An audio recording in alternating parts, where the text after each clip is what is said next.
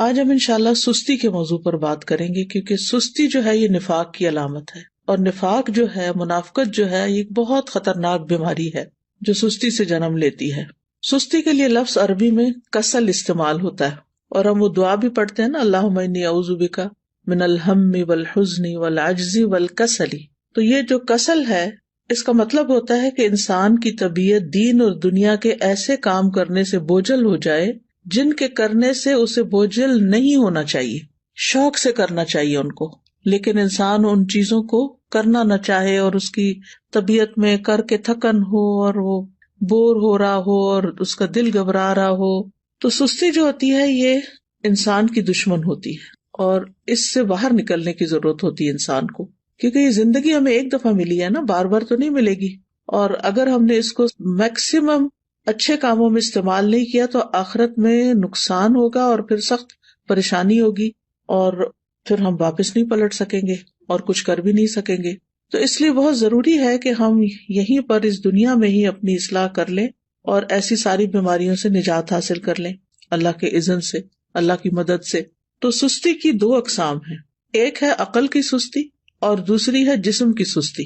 عقل کی سستی کیا ہے کہ انسان اسے غور و فکر میں استعمال نہ کرے، اللہ کی نعمتوں میں غور نہ کرے، ان چیزوں میں غور نہ کرے جو اس کے حال کو یا اس کے ماحول کو اور اس کے زندگی کے ساز و سامان کو بہتر کر سکتے ہوں، ان کی اصلاح کر سکتے ہوں۔ دنیا میں جو قومیں بھی پیچھے رہ گئی ہیں نا، ان کی بنیادی وجہ یہی ہے کہ عقل والوں اور ذہین لوگوں نے سستی کی ہے اور چیزوں کو ایجاد نہیں کیا، اور جو صلاحیتیں اللہ نے ان کو دے رکھی تھی ان کو استعمال نہیں کیا، ان کی پرواہ نہیں کی۔ دوسرے جو ہے وہ جسم کی سستی ہوتی ہے۔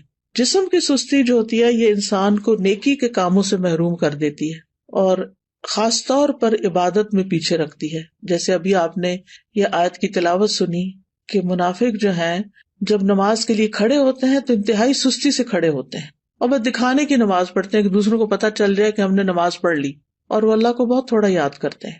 یعنی ذکر میں بھی سستی، نماز میں بھی سستی، وضو میں سستی، ہر نیکی کے کام میں سستی۔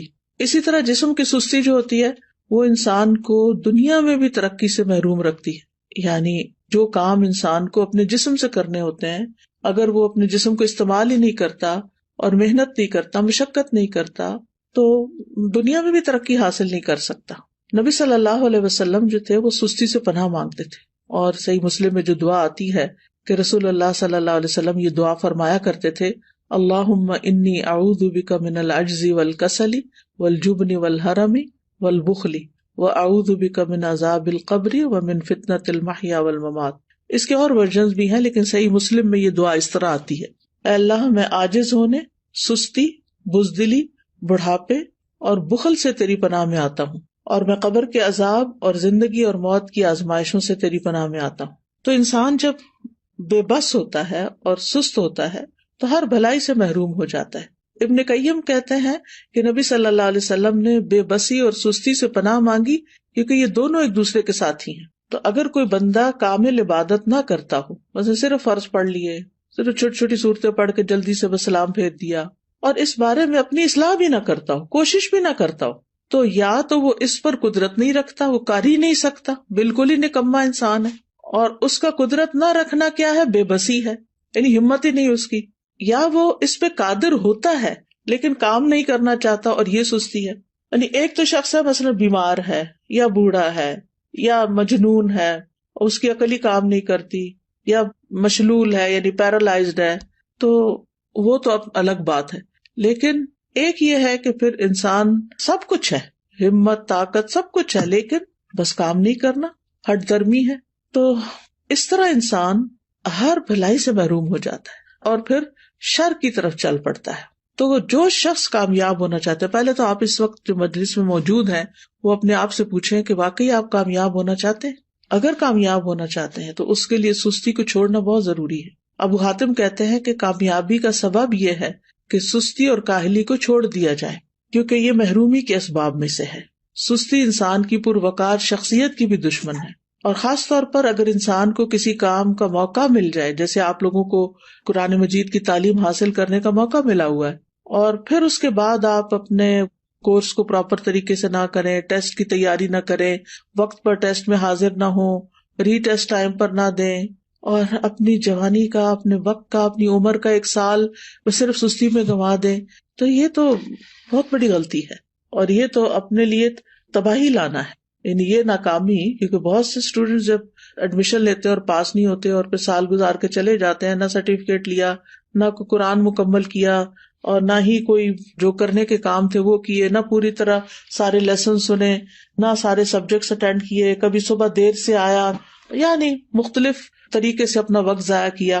تو پھر آپ دیکھیے کہ کل قیامت کے دن کتنی ریگریٹس ہوں گی کہ کاش ہم اپنا یہ وقت صحیح طرح استعمال کرتے. اور اگر ہم ان لوگوں کو دیکھیں گے جو ہم سے آگے نکل گئے تو ہمیں کتنی شرمندگی اور کتنی پریشانی ہوگی کہ ہمارے پاس بھی یہی وقت تھا اور ہم کر بھی سکتے تھے لیکن ہم نے نہیں کیا، تو اپنے ساتھ دشمنی کی. تو ایسا شخص کبھی بھی اپنے مقاصد میں کامیاب نہیں ہوتا جو سستی کا مظاہرہ کرتا ہے، اور اس کی جو آرزویں ہوتی ہیں بس وہ آرزویں ہی رہ جاتی ہیں. اور بعض اوقات یہ ہوتا ہے کہ انسان ندامت کے ساتھ ساتھ اس پہ نحوست بھی طاری ہو جاتی ہے. تو سستی کے خلاف ہم نے جنگ کو جیتنا ہے. ٹھیک ہے، ہم نے سستی کے خلاف ایک جنگ کرنی ہے اور پھر اس میں جیتنا بھی ہے. ابن قیم کہتے ہیں جب رات چھا جاتی ہے تو نیند اور بیداری کے درمیان ایک جنگ واقع ہو جاتی ہے. پس شوق اور خوف بیداری کے لشکر میں اگلی صف میں ہوتے ہیں، اور سستی اور کمزوری غفلت کے لشکر میں اگلی صف میں ہوتے ہیں. ان دونوں آپس میں آمنے سامنے ہوتے ہیں. پس شوق رکھنے والا شخص سچا حملہ کرتا ہے تو وہ کمزوری اور نیند کے لشکر کو شکست دے دیتا ہے اور مال غنیمت حاصل کر لیتا ہے. پھر جب فجر طلوع ہوتی ہے تو مال غنیمت کے حصے تقسیم ہو چکے ہوتے ہیں اور سونے والوں کو اس کی کچھ خبر نہیں ہوتی. تو جو شخص سستی کا عادی ہوتا ہے پھر آرام پرستی کی طرف مائل ہوتا ہے تو وہ جب اٹھتا ہے تو بھاری بدن، بھاری سوچ اور پریشانی کے ساتھ اٹھتا ہے. اب یہ ہے کہ اس کی وجوہات کیا ہوتی ہیں، تھوڑی سی وجوہات بھی ہمیں معلوم ہونی چاہیے. سب سے پہلی چیز تو نفاق ہے، اور نفاق کی وجہ سے انسان دینی فرائض میں سستی کا شکار ہوتا ہے، کیونکہ منافق کی نیت اچھی نہیں ہوتی.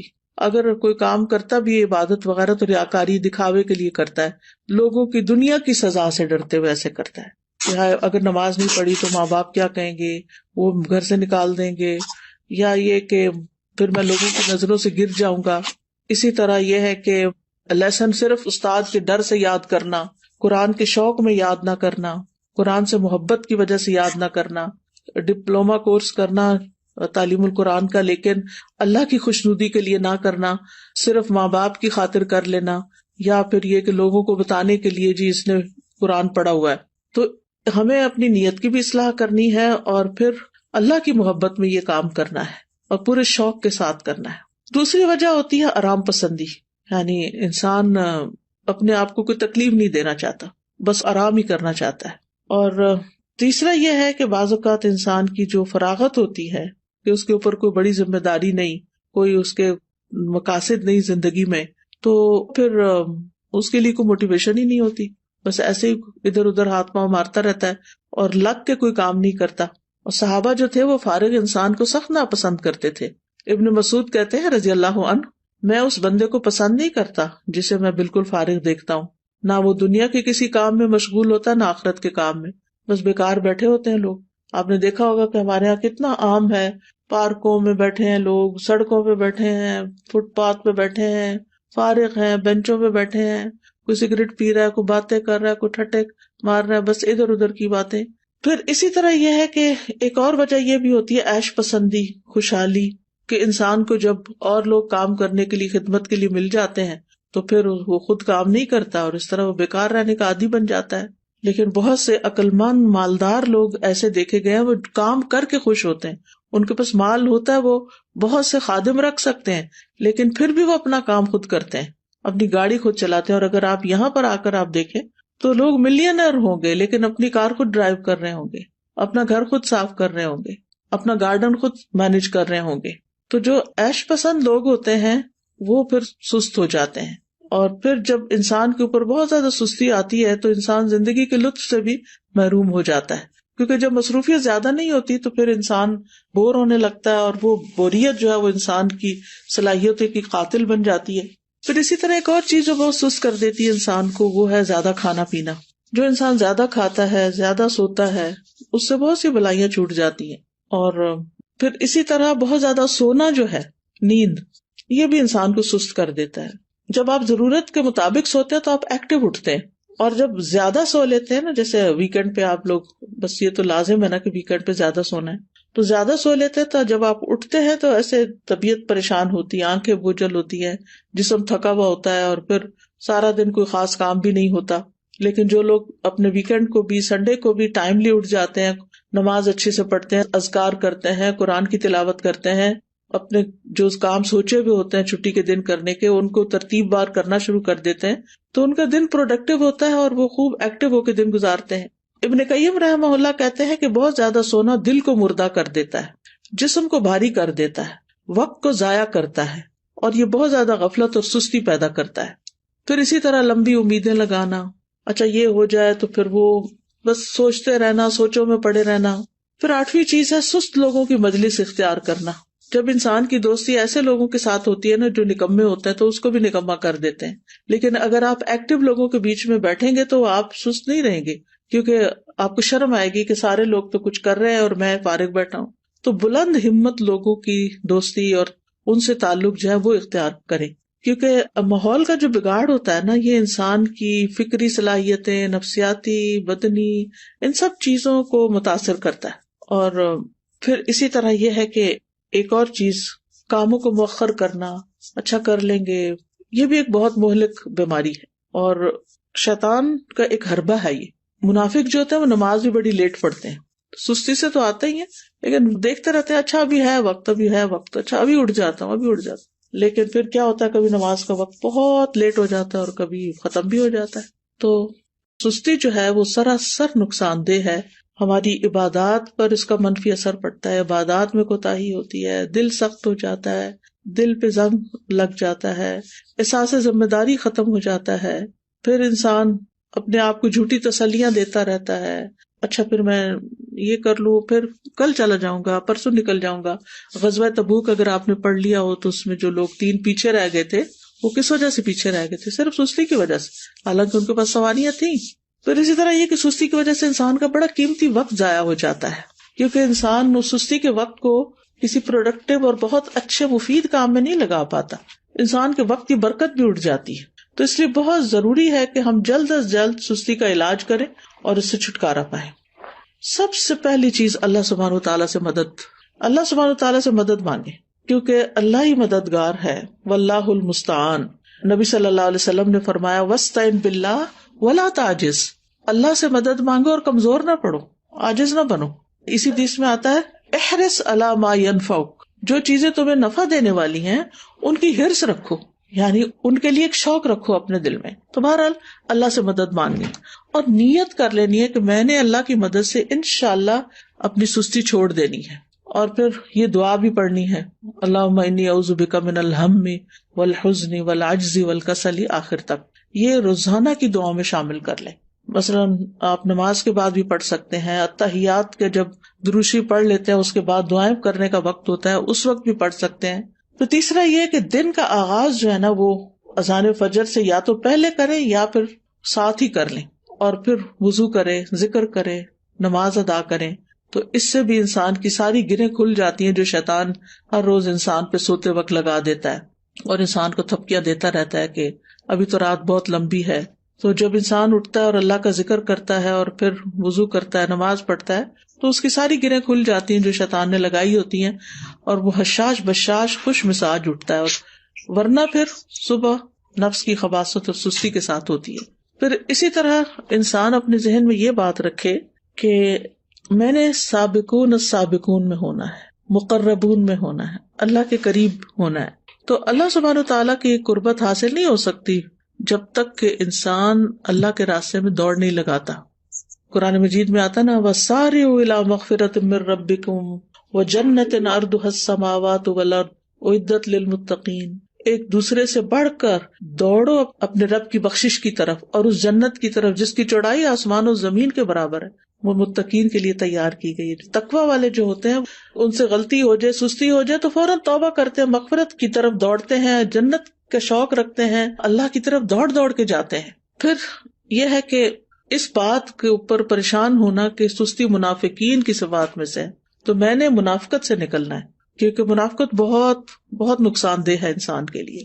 پھر اسی طرح یہ ہے کہ انسان کا اپنی فوڈ اپنی ایکسرسائز، اپنی سونے جاگنے کے اوقات اور دن بھر ایکٹیو رہنے کے طریقے، ان کے اوپر ورک کرنا. یعنی باقاعدہ آپ دیکھیں گے کہ اپنے آپ کو چیک کریں گے کہ آپ کھاتے کیا ہیں، آپ سوتے کس وقت ہیں، آپ اٹھتے کس وقت ہیں، ورزش کتنی کرتے ہیں، اور باقی اپنے کام کتنے کرتے ہیں، اور دن میں اگر سوتے ہیں تو کتنی دیر سوتے ہیں. قیلولہ کرنا تو اس کو تو پاور نیپ کہتے ہیں، وہ سستی کی بجائے انسان کو اور ایکٹیو کر دیتا ہے باقی دن کے لیے. لیکن گھنٹوں بھر سونا دن کو اور رات کو جاگنا، تو اس سے تو پھر انسان کو فائدہ نہیں ہوتا، یہ تو پھر سستی ہے. پھر اسی طرح یہ ہے کہ ہمت بلند رکھیں، اپنے آپ سے مایوس نہ ہو کہ میں نہیں کچھ کر سکتی، میرا نہیں خیال میں ٹھیک ہو سکتی. نہیں، سب کچھ ہو سکتا ہے. اگر آپ کو کوئی جسمانی کمزوری ہے، کوئی بیماری ہے، تو اس کا علاج کریں، کوئی وٹامنز لیں، اپنی فوڈ ٹھیک کریں، بریدنگ ایکسرسائز کریں، واک کریں، اور پھر اللہ کا ذکر کثرت سے کریں، کیونکہ منافق ذکر نہیں کرتے. پھر فارغ وقت میں مفید اور نفع مند کام کریں، کسی کی مدد کریں، اپنے والدین کی خدمت کریں. اگر آپ ہاسٹل میں ہیں تو ہاسٹل میں مختلف کاموں میں مدد کریں. ضروری نہیں کہ کوئی کہے کہ یہ کر دو تو پھر کریں. بعض لوگ خود بھی، مجھے اچھی طرح یاد ہے جب F8 میں الہدا کا ہاسٹل بھی اور کلاسز بھی ہوتی تھی، تو ایک بچی تھی، ماشاءاللہ وہ لائر تھی، کہنے کا مطلب یہ کہ ہائیلی ایجوکیٹڈ بھی تھی. لیکن شام کے وقت کبھی میرا جانا ہوتا تھا تو میں ماشاءاللہ وہ خود وائپر لے کے باہر کے فرنٹ ایریا کو وائپ کر رہی ہوتی تھی، اس کی صفائی کر رہی ہوتی تھی، اور پھر اس کے بعد گھر جاتی تھی. تو مجھے حیرت ہوتی تھی کہ اللہ نے کتنا اس کے اندر خیر رکھی، اس بچی کے اندر، کہ اس کا علم، اس کی قابلیت، اس کا ہنر اس کو اس بات سے نہیں روکتا کہ یہ اس طرح کے معمولی جن کاموں کو ہم معمولی، حالانکہ طہارت تو نصف ایمان ہے، لیکن جن کاموں کو ہمارے کلچر میں معمولی سمجھا جاتا ہے وہ بھی خوشی سے کر رہی ہوتی ہے. تو کچھ لوگ خود سے خود کام نکال لیتے اور کچھ لوگوں کے سامنے کام پڑا تو ان کو نظر نہیں آتا. تو ظاہر ہے کچھ لوگوں نے اپنا آخرت کا اعمال نامہ جو ہے اس کو وزنی کرنا ہوتا ہے، تو انہوں نے تو بڑے اچھے اچھے کام کرنے ہی ہوتے ہیں. اور کچھ لوگ ایسے ہیں کہ جنہوں نے بس دنیا کے 4 دن کوئی زندگی سمجھا ہوا ہے اور اس کو جیسے تیسے گزار رہے ہیں. تو کوئی اپنے فارغ گیپس نہیں جانے دیں اپنے دن میں، ہر وقت کوئی نہ کوئی فائدہ مند کام کریں، اور ہر وقت لذت کی تلاش میں نہ رہیں کہ بس جس چیز میں مزہ آئے گا بس میں وہ کروں گی. نہیں، بس جو کرنے کا کام ہے، جو آخرت میں فائدہ دینے والا ہے، وہ مجھے کرنا ہے. آپ کو پتا نا کہ جنت جو ہے وہ ناپسندیدہ چیزوں سے گھیر دی گئی ہے. تو جب ہم اپنے وہ فائدہ مند کام جو بظاہر ناپسندیدہ ہیں ان کو بھی کریں گے تو انشاءاللہ بہت فائدہ ہوگا. پھر اسی طرح فارغ اوقات میں یا جو چھوٹے چھوٹے وقت ہیں ان میں آپ ذکر اذکار کر سکتے ہیں، قرآن مجید حفظ کر سکتے ہیں، کوئی احادیث حفظ کر سکتے ہیں. لسٹ بنا کے کاموں کی صبح کے وقت ہی رکھ لیں جو کرنے والے ہیں. تو انشاءاللہ آپ دیکھیں گے کہ آپ انجوائے کریں گے، زندگی کو بھی انجوائے کریں گے، آپ کے دل کے اندر ایک راحت ہوگی. پھر اسی طرح یہ کہ کوئی بک ریڈنگ کی عادت ہو، کوئی اور اسی طرح دل پسند مشغلیں ہوں. دل پسند مشغلے سے مراد یہ کہ مفید پروڈکٹیو کام جو ہے. پھر اسی طرح یہ ہے کہ ابن الجوزی کہتے ہیں کہ سستی کا سب سے مفید ترین علاج یہ ہے کہ محنت کرنے والے لوگوں کی سیرت میں غور کریں. محنت کرنے والے لوگوں کی سیرت میں غور کریں کہ بڑے بڑے لوگوں نے کیسے کام کیے. بس حیرت ہے اس پر جو نفع کے موسم میں بیکار رہنے کو ترجیح دیتا ہے، اور جب سرمایہ بکھیر دیا جاتا ہے تو اس کے حاصل کرنے کو چھوڑ دیتا ہے.